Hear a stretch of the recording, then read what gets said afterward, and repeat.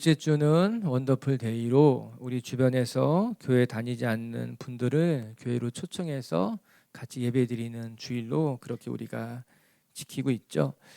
작년에는 매월 둘째 주마다 요한복음에 있는 말씀 같이 묵상했습니다. 예수님이 만난 사람들, 예수님을 만나고 나서 그들의 삶이 어떻게 변했는지 같이 묵상하고 살펴보는 시간을 가졌고, 올해는 어떤 말씀으로 우리 매월 둘째 주마다 복음이 필요한 사람들에게, 교회에 처음 나온 사람들에게 말씀을 나눌 수 있을까 고민하다가 예수님이 하신 말씀들 중에서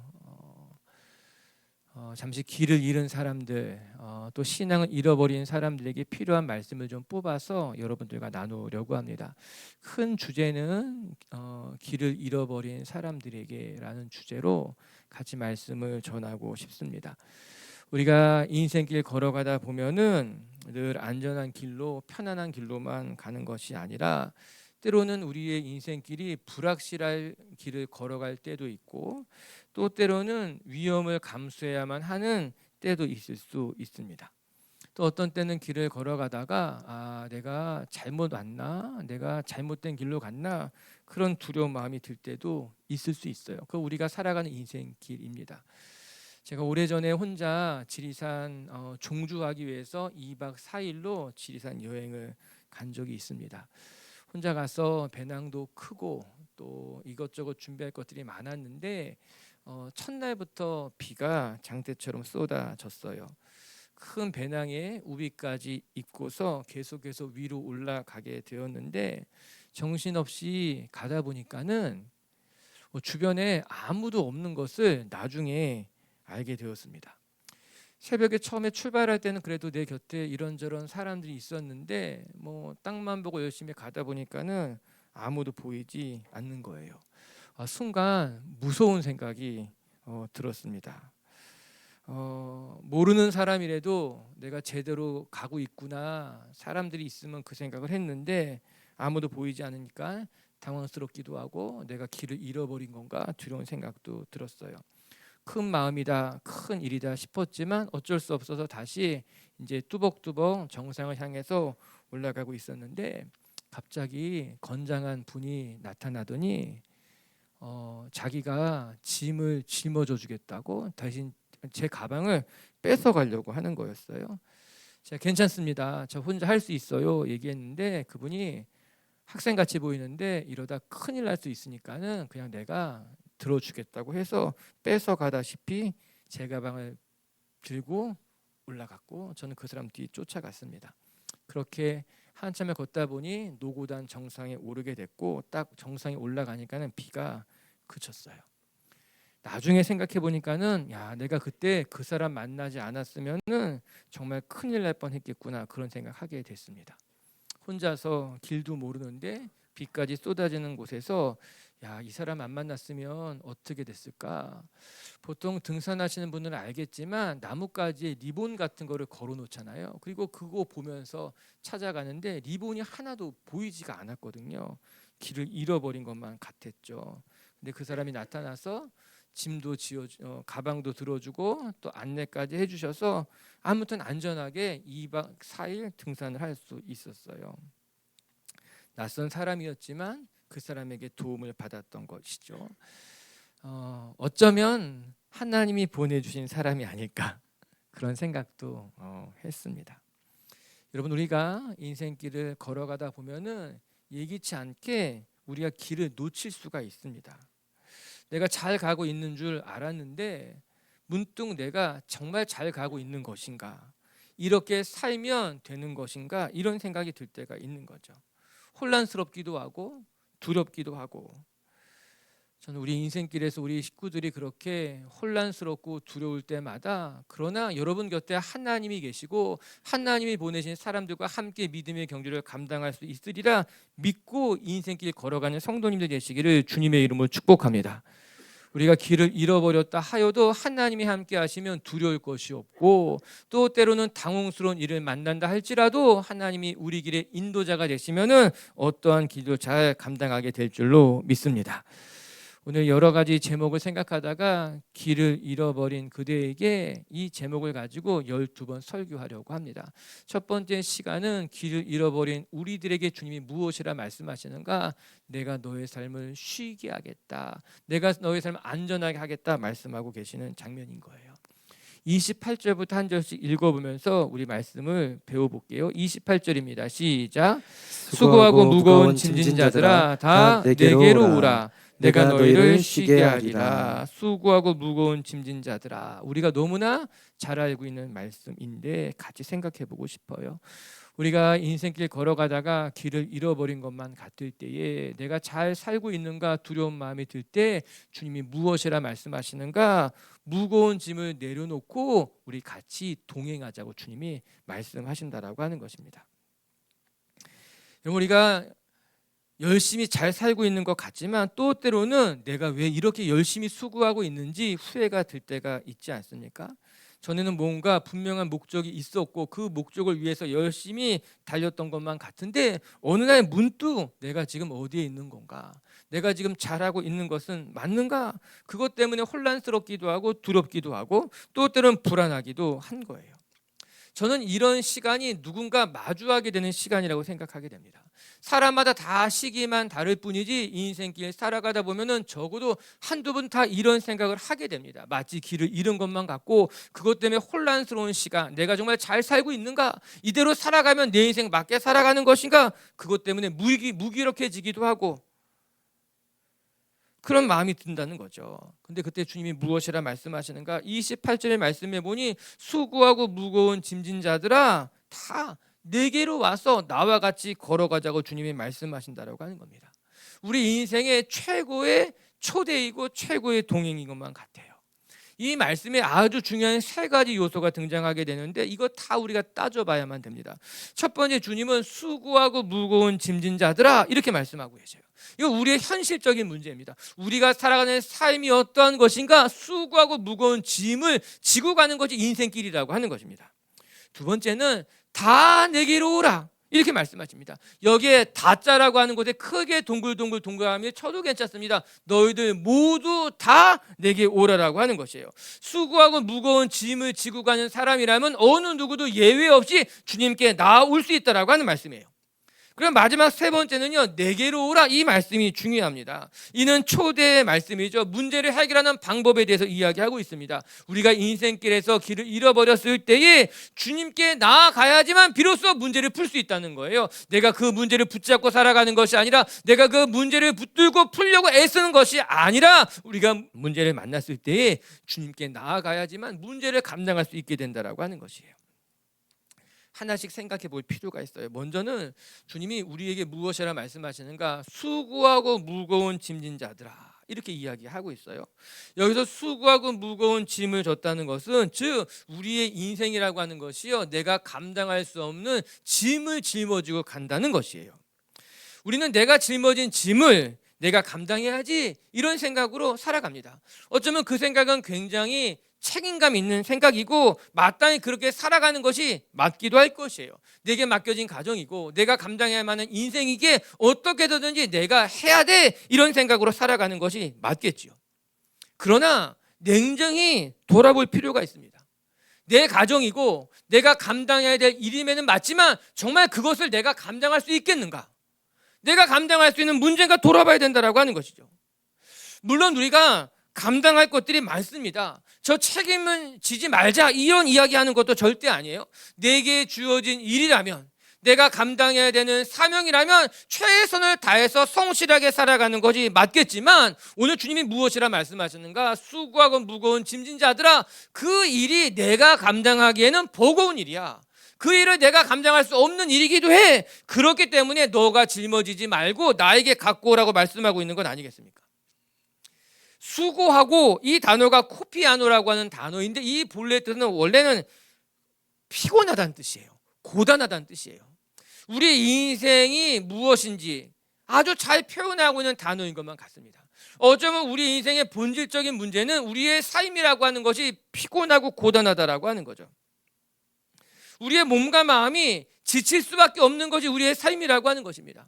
내가 어떠한 처지에 놓였고 내가 어떤 배경을 가지고 있던 간에 모든 사람들의 인생은 피곤할 수밖에 없다는 겁니다. 그렇기 때문에 주님이 말씀하는 거죠. 고피아노, 피곤한 인생이다. 너 힘으로는 감당할 수 없는 일이니 너가 지쳐있는 것은 어찌 보면 당연한 것일 수 있어.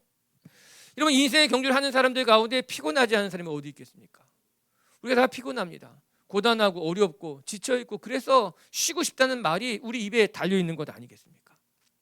그뿐만 아니라 수고하고 무거운 짐진 자들아. 무겁다는 단어가요, 포르티조라고 하는 단어인데요, 이 단어는 짐을 지다는 것이 아니라 짐을 지워주다는 거예요.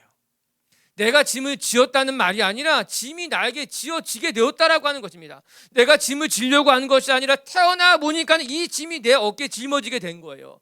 내가 이런 가정에 태어나고 싶어서 태어난 것도 아니고, 내가 이런 불행을 당하고 싶어서 당한 것도 아니라, 내가 태어나 보니까 이런 처지에 놓여져 이런 짐을 지게 된 거죠. 내가 원하지 않았던 불행인데도 불구하고 그 불행의 짐을 내가 만난 거예요. 그 짐을 짊어지게 됐다라고 하는 거죠. 이 포르티조란 단어도 우리의 삶을 잘 표현하고 있는 단어인 겁니다. 우리 인생의 짐, 내가 지고 싶어서 지는 사람 별로 없습니다. 살다 보니 그런 가정을 만났고 그런 사람과 마주하게 됐고 그런 불행을 만나도 그 짐 짊어지고 가게 돼 있는 것 아니겠습니까? 그거 주님 말씀하고 있는 거예요. 너가 수고하고 무거운 짐을 짊어졌구나. 너의 잘못도 아니고 내가 원한 것도 아닌데 우리가 살아가다 보면 이런 짐을 짊어지고 살아가게 돼 있다라고 하는 겁니다. 그래서 주님 말씀하는 거예요. 그 짐 내가 감당할 수 없어. 그 짐을 내게 가지고 와야지만 내가 그 짐 짊어질 수 있는 거야. 그 짐은 내려놔 말씀하고 있는 거예요. 여러분, 그런 비유가 있잖아요. 정말 어렵게 버스를 탔는데 여전히 그 짐을 내려놓지 못하고 짊어진 채 목적지까지 간다라고 하는 거예요. 아니, 그냥 그 짐 내려놓으면 되는데, 내가 버스에 탔으면은 그 버스에 앉아서 짐을 내려놓으면 되는데 여전히 버스에 타서도 무거운 짐을 지고 이고 서 있는 것이 안타깝다라고 하는 거예요. 여러분, 내가 감당할 짐이 아니에요. 내가 감당할 수 있는 짐도 아니라고 하는 거예요. 내 말이 아니라 예수님의 말씀이에요. 수고하고 무거운 짐진 자들아, 피곤한 인생길에 와서 내가 원하지 않는 그 짐을 짊어지고 고단하는 너희들에게 말씀하신다는 거죠. 그 짐 내려놔. 그 짐 내게 가지고 오면 내가 감당할 거야. 두 번째는 수고하고 무거운 짐진 자들아, 다 내게로 오라 이렇게 말씀하십니다. 수고하고 무거운 짐을 진 사람들이라면 어느 누구도 차별과 예외 없이 내게 다 가지고 오면 주님이 그 짐을 감당하겠다라고 하는 거예요. 저는 이 다라고 하는 단어가 매우 중요한 단어라고 생각하게 됩니다. 수고하고 무거운 짐진 자들, 주님은 어느 누구도 예외 없이 너희들의 인생길이 무겁다면 나에게 다 나오라고 하는 거죠. 이 마태복음에 쓰여졌을 그 당시 문화적 배경을 보게 되면은 유대인들만, 이스라엘 사람들만 하나님의 선택을 받은 민족이라고 생각했습니다. 그들에게만 은혜가 있었고 그들에게만 특별한 복이 주어졌다는 거죠. 이방인들이라면 같이 이스라엘 경내 안에 산다 할지라도 구별했어요. 다르다고 이야기했어요. 너희는 다른 민족이야. 너희의 은혜가 없어. 선을 그었던 것 아니겠습니까? 그런데 그런 배경 속에서 예수님 무엇이라 말씀하십니까? 아니라고 하는 거예요. 사람들은 이스라엘 백성들, 유대 사람들에게만 하나님의 은혜가 있다고 생각하지만 아니야. 너희 가운데 수고하고 무거운 짐을 져서 넘어져 있다면 누구든지 예외 없이 내게로 나오면 주님이 도우신다고 이야기한 것 아니겠어요? 여러분, 하나님의 은혜에는 조건이나 예외가 전혀 없습니다. 주님 앞에 나아가는 사람들이라면 누구도 예외 없이 하나님이 품으시고 안으시고 그의 삶을 책임지게 된다라고 하는 거예요. 우리 생각이 잘못되어 있는 거죠. 나 같은 사람이 내가 열심히 신앙생활한 것도 아니고 내가 열심히 헌신한 것도 아닌데 나 같은 사람에게도 전혀 문제가 될 것 없다는 거예요. 우리가 지난 과거에 어떤 잘못과 실수를 저질렀다 할지라도 그 무거운 짐을 지고 가다 주님께 가져오면은 주님이 도우신다는 건 아니겠어요? 어쩌면 사단은 끊임없이 우리를 조롱하고 우리를 정죄할지 모릅니다. 너 같은 사람이 무슨 자격으로 하나님의 은혜를 받을 만하겠어? 아니에요. 예수님 분명하게 말씀하십니다. 수고하고 무거운 짐진 자들아, 다 내게로 오라. 저도 여러분들도 아무리 우리의 삶에 부끄러운 일들이 있다 할지라도 그 무거운 짐을 짊어지고 주님께 나아가면 주님이 우리를 붙드시고 은혜 베풀 줄로 믿습니다. 세 번째는 내게로 오라라는 말씀이에요. 여기서의 강조점은 우리가 가야 할 곳, 짐을 맡겨야 할 분이 예수님이라고 하는 사실입니다. 주님은 내게로 오라. 너 엉뚱한 곳에 가서 엉뚱한 사람 붙잡고 사정하지 말고 너 내게로 와서 그 짐을 나에게 맡기면 내가 널 책임지고 돌볼 거야. 이 말씀하고 있는 것 아니겠어요? 여러분, 우리가 가야 할 곳은, 우리가 짐을 내려놓아야 할 분은 오직 하나님 한 분밖에 없습니다. 그런데도 불구하고 이스라엘 백성들은 매번 어리석게도 금송아지를 만들어서 그곳에 절을 했고 하나님을 버린 채 우상 숭배의 길로 나아갔던 거죠. 예레미야 2장 13절 말씀 한번 같이 읽어볼까요? 예레미야 2장 13절 말씀 시작. 내 백성이 두 가지 악을 행하였나니 곧 그들이 생수의 근원되는 나를 버린 것과 스스로 웅덩이를 판 것인데 그것은 그물을 가두지 못할 터진 웅덩이들이라. 이스라엘 백성들이 두 가지 너무나 결정적인 실수를 했다. 첫 번째는 생명의 근원이 되신 하나님을 버린 것. 두 번째는 그들이 누구를 찾아갔는가 엉뚱하게도 물을 저축지도 못할 웅덩이를 파고 거기에 물을 가득 채워놓았다 이야기하고 있는 것 아니겠습니까? 이스라엘 백성들의 무지함이었어요. 하나님을 등진 것도 버린 것도 무지한데 그들이 누구를 찾아갔는가 열심히 웅덩이를 팠지만 물을 저축하지 못할 터진 웅덩이를 만들어 놓고 거기에 절하고 거기를 경배하고 거기를 쫓아다닌다는 것 아니겠어요? 여러분, 사람 바라보고 사람 의지하는 것이 제일 어리석은 일이에요. 오늘 성경은 이 세상에 우리를 도울 분 하나님밖에 없으니 하나님만 바라보자라고 이야기하는 것 아니겠어요? 수고하고 무거운 짐진 자들아 다 주님께로 오라. 오늘도 그 주님만 바라보며 여러분 인생의 무거운 짐을 주님께 내려놓고 주님과 동행하는 성도님들 되시기를 주의 이름으로 축복합니다. 두 번째 또 말씀을 통해 배우는 것은 오늘 주님은 우리에게 너의 멍에를 매지 말고 나의 멍에를 매는 것이 중요하다고 가르쳐주고 있어요. 우리는 세상의 멍에를 메고 살아가지 말고 주님의 멍에를 메고 살아가는 인생이 되어야 된다라고 하는 것입니다. 29절의 말씀이 사실은 굉장히 중요해요. 우리는 28절 말씀에 익숙합니다. 그러나 29절이 없이 28절은 반쪽짜리 말씀밖에 되지 않아요. 우리 29절 말씀 한번 읽어볼게요. 시작. 나는 마음이 온유하고 겸손하니 나의 멍에를 메고 내게 배우라.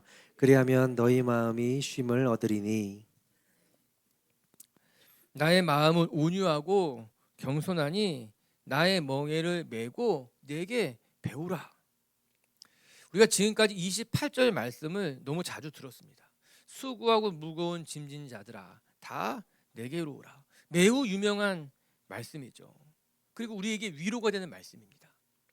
참 중요한 말씀임에는 틀림이 없지만 사실은 29절의 말씀이 있기에 28절의 말씀이 힘이 있는 거예요. 28절의 말씀만 들으면 이 말씀의 해결책, 이 말씀이 어떻게 풀려나가는지가 나오지 않습니다. 왜 주님께 오라고 하는 것인지, 주님께 나아가면 무엇이 해결되는지가 29절에 나와 있거든요. 28절만 중요한 것이 아니라 28절과 29절은 한 쌍으로 같이 봐야만 하는 것이죠. 예수님은 먼저 수고하고 무거운 짐진 자들아 다 내게로 오라 말씀하셨어요. 그리고 난 다음에 무엇이라 말씀하시는가? 너의 멍에를 내려놓고 나의 멍에를 맬 줄 알아야 된다라고 하는 것입니다. 이는 너희들이 지금까지 메고 있는 그 멍에는 세상의 멍에인데 그 멍에를 메고 살아갈 것이 아니라 이 세상의 멍에는 내려놓고 주님의 멍에를 메는 것이 마땅하다라고 하는 것입니다. 우리가 이 세상에서 수고하고 무거운 짐을 지고 가는 이유에 대해서도 설명해 주고 있어요. 이런 우리가 정작 짊어져야 될 멍에는 예수님의 멍에인데 우리는 자꾸만 세상 사람들이 말하는 멍에, 세상의 멍에를 메려고 한다라고 하는 것입니다. 내가 짊어져야 될 멍에가 아님에도 불구하고 세상의 멍에가 좋아 보여요. 그 멍에를 짊어지게 되면 왠지 내 삶이 나아질 것만 같은 거예요. 그렇기 때문에 끊임없이 세상의 멍에를 흠모하고 그 세상의 멍에를 짊어지고 가려고 하다가 상처받게 되고 낙심하게 되고 길을 잃어버리게 된다라고 하는 것입니다. 여러분 스스로 진단해 볼 수 있어야만 됩니다. 내가 왜 이렇게 힘든 것일까? 나는 왜 길을 잃어버린 것만 같은 느낌이 드는 것일까? 왜 내 마음에 평안이 없는 것일까?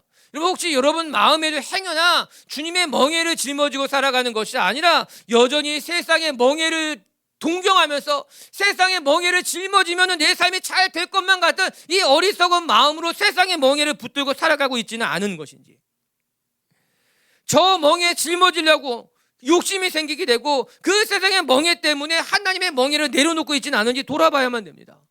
여러분, 우리가 짊어져야만 하는 멍에는 분명합니다. 세상의 멍에가 아니라 주님의 멍에를 짊어져야 된다라고 하는 거예요. 오늘 주님 말씀하고 있습니다. 주님의 멍에를 짊어져. 주님의 멍에를 매면 너의 삶이 쉼을 얻게 돼. 그런데 왜 여전히 세상의 멍에 짊어지고 살아가냐? 이 말씀하고 있는 거예요. 얼마 뒤에 이제 케냐에 가게 됐던데, 우리가 가는 이 마사이 마을은 우리가 이제 비행기를 타고 한 16시간 가게 되고, 공항에서 내려서 다시 그 마사이 섬기는 마을까지 가려면 4-5시간을 가게 됩니다. 시골이기 때문에 이제 한 2시간 정도 가고 나면 한 2시간 정도는 아주 거친 오프로드 길을 가야만 해요. 지금은 그래도 길이 어느 정도는 정비가 돼 있어서 다행이지만 처음 한 4년, 5년까지는 정말 사람도 잘 가지 않은 거친 길이기 때문에 한 2시간 정도를 계속 머리가 천장을 이렇게 닿아야만 했어요. 막 이렇게 차가 울퉁불퉁하기 때문에 차가 너무 흔들려서 멀미 안 해요. 그만큼 거친 길이에요. 그다음 5년쯤 지나니까는 정비가 되기 시작했어요. 길이. 그렇다고 해서 우리나라처럼 길이 정비된 것은 아니고 그냥 이렇게 땅을 밀어만 나가지고 사고가 안 날 정도로만 땅을 이렇게 밀어 놓아요. 여전히 옆에는 울퉁불퉁한 길이 가득한데, 보통 케냐에 가게 되면 제가 운전해서 사람들 태우고 이제 차를 나누어서 가게 되는데, 이제 자칫 잘못하게 되면은 옆에 길이 나 있는데도 불구하고 길을 잘못 들어서 울퉁불퉁한 길로 갈 때가 있습니다. 왠지 같이 탄 사람들한테 미안해지죠. 아니, 목사님 저기 좋은 길이 있는데 왜 이 불편한 길로 가시냐. 저도 좋은 길로 가고 싶은데 일단 이쪽 길에 시작하면은 일도 좀 가야 돼요. 중간에 바꿀 수가 없어서 한참을 막 쿵쿵 가다 보면 또 바꿀 수 있게 되거든요. 옆에 좋은 길이 있습니다. 저 길로 가면 편안해요. 그런데 여전히 어리석게도 이 울퉁불퉁한 길을 이게 운전해 가면서 현타가 오는 거예요. 내가 왜 그랬을까? 오늘 말씀 묵상하다가 그 생각이 나는 거예요. 예수님의 멍에를 짊어지고 가면 우리 인생길에 쉼을 얻을 것이고 평안할 텐데, 그 길이 옆에 있음에도 불구하고 여전히 세상의 멍에, 안목의 자랑, 이생의 자랑에 멍에를 짊어진 채 울퉁불퉁한 길을 걸어가다가 수고하고 무거운 짐 때문에 곤고해져서 낙심한 것이 우리의 모습인 것은 아닌가 생각해 보게 되는 것이죠. 여러분, 주님이 분명히 말씀하십니다. 나의 멍에는 쉽고 가벼우니 나의 멍에를 지고 찾아오라라고 하는 거예요.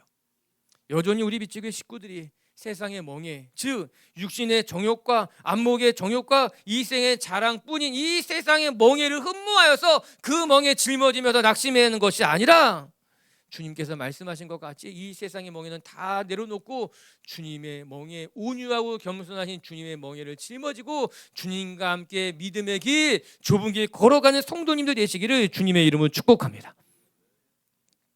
그리고 또 한 가지, 주님은 이 주님의 멍에를 메고 그 멍에와 함께 예수의 길 걸어가는 것을 배워야 한다고 말씀하고 계십니다. 29절에는 아주 중요한 단어가 또 하나 등장하게 되는데, 나의 멍에를 메고 내게 배우라, 이렇게 나옵니다. 이 배운다라고 하는 동사는 너무너무 중요한 단어가 될 것입니다.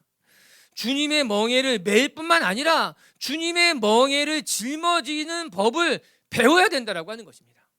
주님의 멍에는 어떤 것인지, 그 멍에를 짊어지는 삶은 어떠한 삶인지에 대해서 우리가 배워야만 한다는 거죠. 예수님의 가르침을 통해서 배우고 주님과 동행하는 삶을 통해서 매일매일 배워가야 된다는 것 이야기하고 있는 것 아니겠습니까? 이 배운다는 단어는 너무 중요합니다. 여러분, 우리 신앙인의 삶이라고 하는 것이 한순간에 터득되어서 그렇게 살아가게 되는 것은 절대로 아니에요. 신앙인의 삶이라고 하는 것이 진짜 좋은 설교 한 편 듣고 내가 뜨겁게 눈물로 막 기도하면 신앙인의 삶이 완성되느냐? 결코 그렇지 않습니다. 말씀을 읽으면서 정말 이 말씀이 맞네, 내가 깨달음이 왔다고 생각한다고 해서 그 깨달음이 오는 순간 신앙인의 삶이 정말 완전하게 펼쳐지게 되느냐? 그렇지 않습니다. 우리의 신앙인의 삶이라고 하는 것은요, 한두 번 은혜 받고 눈물 콧물 쏟고 기도한다고 해서 완성되는 것이 아니라 우리 신앙인의 삶, 그것은 하나님의 말씀 속에서 서서히 깨닫고 완성되어져 가는 것이 신앙인의 삶이라고 하는 거예요. 여러분, 우리가 신앙의 삶을 깨닫는 것도 너무너무 중요하죠. 예배 시간을 통해서, 말씀을 통해서, 찬양을 통해서 은혜 받는 건 너무너무 중요하지만, 그렇게 은혜를 경험하고 난 이후에 우리의 삶이 하나씩 예수님의 삶을 배우고 익혀 나갈 때에 비로소 신앙인의 삶이 만들어져가, 완성되어져 가게 되는 거예요. 예수님의 온유하고 겸손하신 삶을 배우고 그 멍에를 짊어지는 법도 깨닫게 되고 익혀져 가게 된다라고 하는 겁니다. 이 배운다라고 하는 단어가 만다노, 이런 단어인데, 이 단어의 본래 뜻은 듣는 것, 보는 것이 아니라 몸으로 익힌다는 뜻을 가지고 있는 거예요. 즉 주님이 나의 멍에를 메고 와서 내게 배우라 라고 말씀하셨던 것은 그냥 한두 번 와서 예수님의 말씀을 듣는 거로 배우는 것이 아니라 너희의 삶의 신앙이 몸에 배이도록 익히도록 시간이 필요하다고 이야기하고 있는 것 아니겠어요? 여러분, 우리가 무엇을 새로 배울 때에 그것을 잘 배우려면 시간이 필요하잖아요. 테니스를 배워도 그렇고 뭐 다른 운동을 배워도 그렇고 다른 무엇을 배우든지 간에 악기를 배운다 하여도 여러분, 내가 그것을 배우는 데는 처음에 그냥 한두 번 가는 것이 아니라 가서 그 악기가 내 몸에 익숙해질 때까지 익히는 과정, 이것이 배우는 거죠. 그래야지만 비로소 내가 그런 연주를 하게 되고 또 잘하게 되게 되는 것 아니겠어요? 오늘 예수님 그 말씀하고 있는 거예요. 너의 삶에 예수님의 멍에가 무엇인지를 배우고 그것을 익혀야지만 비로소 너의 삶에 참된 쉼과 안식을 얻게 될 것이라 말씀하고 있는 거예요. 사랑하는 빛의 교회 가족 여러분, 우리 빛의 교회 식구들이 여러분의 삶에 신앙인의 삶이 어색한 것이 아니라 이 신앙인의 삶이, 즉 교회에 와서 예배하고 다른 사람들을 배려하고 봉사하고 헌신하는 것이 여러분의 삶에 낯선 것이 아니라 익숙해지기를 주님의 이름으로 축복합니다. 여러분, 우리는 예배가 익숙해져야 되고요, 기도하는 것이 익숙해져야 되고요, 남을 돕고 섬기고 헌신하는 것이 익숙해져야 되는 거예요. 그때 비로소 우리의 삶은 예수님의 멍에를 짊어진 삶이라고 말할 수 있을 것입니다. 말씀은 그 이야기를 하고 있는 거죠. 단지 수고하고 무거운 짐진 자들아, 교회 오기만 하면 될 거야, 이 말씀하는 것이 아니라 교회에 와서 모든 짐을 내려놓고 주님의 멍에가 무엇인지를 보고 배우고 그 주님의 멍에 짊어지는 연습을 해야 돼. 그러면 너의 삶에 진짜 참된 쉼을 얻게 될 거야 말씀하고 있는 거예요. 할렐루야.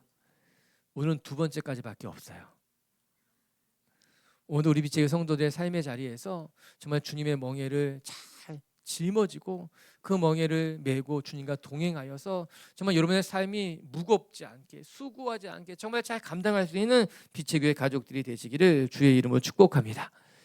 말씀 마치기 전에 우리 29절 30절 말씀 읽고 마칠게요. 같이 한번 읽어볼게요. 시작.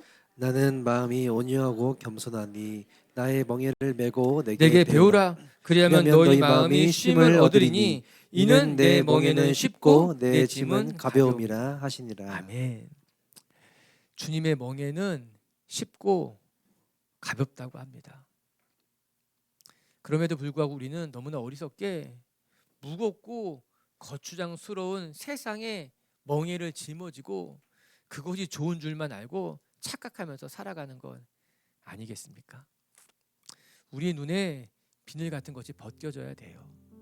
세상의 멍에가 좋아 보이고 대단해 보이고 그 멍에를 나도 한번 짊어지면 내 삶이 잘 될 것만 같은 건 그거 다 속이는 것이고 거짓말이에요.